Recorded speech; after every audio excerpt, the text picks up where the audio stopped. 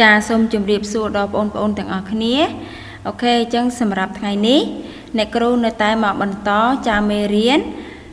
សម្រាប់មុខវិជ្ជាគណិតវិទ្យាថ្នាក់ទី8របស់យើងទៀតហើយចាអញ្ចឹងមុននឹងបន្តមេរៀនអ្នកគ្រូក៏នៅតែរំលឹកអំពីអនាម័យសូមឲ្យបងប្អូនបានឧស្សាហ៍លាងដៃជាមួយនឹងសាប៊ូក៏ដូចជាបាញ់ជាមួយនឹងអាល់កុលចាដើម្បីឲ្យយើងបានជៀសវាងពីជំងឺផ្សេងៗជាពិសេសនោះនៅពេលដែលបងប្អូនបានទៅណាមកណាចាសូមឲ្យបងប្អូនបានព្យាយាមពាក់ម៉ាស់គ្រប់ពេលវេលានិងគ្រប់ទីកន្លែងដែលយើងទៅផងដែរចាអញ្ចឹងសម្រាប់ថ្ងៃនេះអ្នកគ្រូមានជាលំហាត់ចាដើម្បីយកមកបង្ហាញក៏ដូចជាធ្វើជាគំរូដល់បងប្អូនចាទាំងអស់គ្នាអញ្ចឹងសម្រាប់ថ្ងៃនេះគឺយើងរៀនចាអំពីការបំបែកខ្នាតចាតែឥឡូវយើងទៅមើលលំហាត់ជាគំរូរបស់អ្នកគ្រូអញ្ចឹងអ្នកគ្រូមានលំហាត់គេថាចូលបំពេញតារាងតាមគំរូដែលគេឲ្យខាងក្រោមអញ្ចឹងអ្នកគ្រូមានតារាង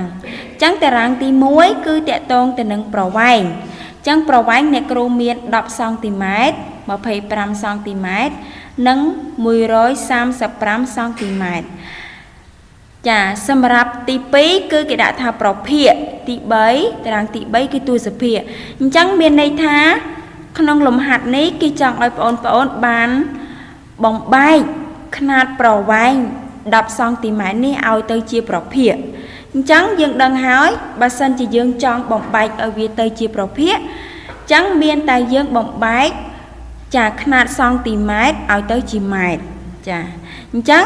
សង់ទីម៉ែត្រនៅពេលដែលយើងបំបែកទៅជាម៉ែត្រគឺយើងយកវាទៅចែកនឹង100អញ្ចឹងនៅពេលដែលយើងយកវាទៅចែកនឹង100វានឹងចេញខ្នាតជាម៉ែត្រហើយវានឹងបានប្រភេទអ្វីដែលយើងចង់បានចាអញ្ចឹងអ្នកគ្រូនឹងបំបែក10សង់ទីម៉ែត្របំបែកទៅជាម៉ែត្រអញ្ចឹងគឺស្មើនឹង10ចែកនឹង100អញ្ចឹង100នឹង100គេ100ម៉ែត្រចាអញ្ចឹងអ្នកគ្រូអាចសម្រួល10អ្នកគ្រូចែកនឹង1មកឯ100អ្នកគ្រូចែកនឹង10ដែរចាអញ្ចឹងយើងសម្រួលមកយើងបាន1លើ10អញ្ចឹង1លើ10ហ្នឹងគឺ1លើ10ម៉ែត្រឬក៏បងប្អូនថាមិនចង់សម្រួលទេបងអូនអាចទុក10លើ100ម៉ែត្រក៏បានដែរចាធ្វើម៉េចឲ្យប្រឡោះចានៅក្នុងតារាងទី2ដែលគេដាក់ថាប្រភេទហ្នឹង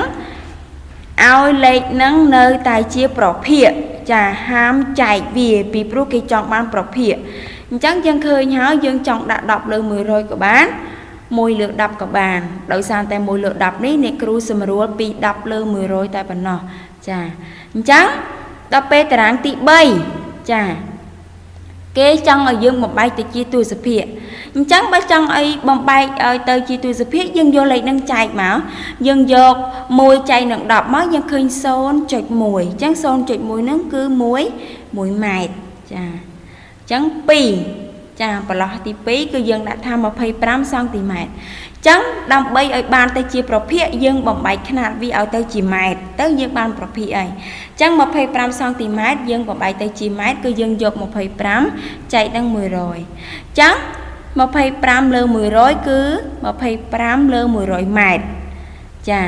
អញ្ចឹងបងអូនអាចដាក់25លើ100ម៉ែត្រតែម្ដងក៏បានដែរប៉ុន្តែក្នុងលំហាត់នេះអ្នកគ្រូនឹងសម្រួលដោយសារតែលេខហ្នឹងយើងសម្រួលបានអ្នកគ្រូសម្រួលបាន1លើ4ទៀតប៉ុន្តែ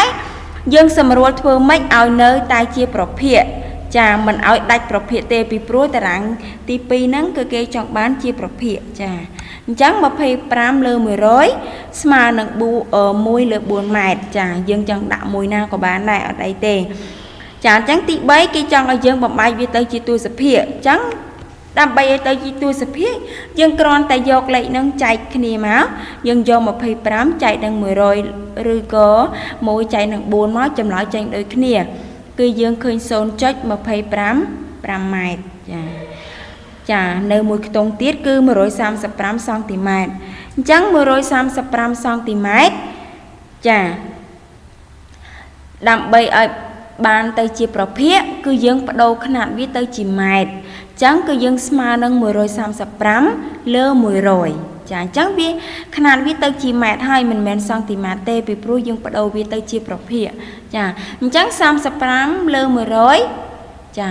ដល់ពេលយើងចង់បដូរវាទៅជាទូរសភាយើងយកវាទៅចែកមកយើងយក135ចែកនឹង100មកយើងបាន1.35 ម៉ែត្រចាអញ្ចឹងនេះគឺជាលំហាត់ដែលយើងបដូរពីខ្នាតប្រវែងមកខ្នាតចាឲ្យវាទៅជាប្រភាគហើយបដូរជាប្រភាគឲ្យទៅជាទូរសភាចាចឹងនេះគឺជាលំនាំគំរូលំហាត់ដែលអ្នកគ្រូចាធ្វើជាគំរូដល់បងប្អូនឥឡូវនេះអ្នកគ្រូក៏មានជាលំហាត់ដែរឲ្យយើងបំពេញតារាងដូចគ្នាចាចឹងអ្នកគ្រូមានខ្នាតជាប្រវែងដែរខ្នាតប្រវែង30សង់ទីម៉ែត្រ54សង់ទីម៉ែត្រ243សង់ទីម៉ែត្រអញ្ចឹងសូមឲ្យបងប្អូនបានបំពេញតារាងឲ្យអ្នកគ្រូមានតារាងប្រភាគនិងទូរសភាគចាអញ្ចឹងគំរូនិងលំហាត់ដែលអ្នកគ្រូបានធ្វើមិញគឺចាដូចគ្នាអត់ខុសគ្នាទេចាអរគុណសម្រាប់ការតាមដានវីដេអូអញ្ចឹងសូមឲ្យបងប្អូនបានសរសេរលំហាត់គំរូដែលអ្នកគ្រូបានធ្វើឲ្យ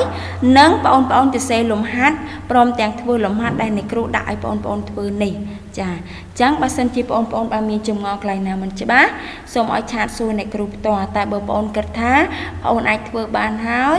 ចាអញ្ចឹងបងប្អូនធ្វើផ្ញើឲ្យអ្នកគ្រូមកអរគុណ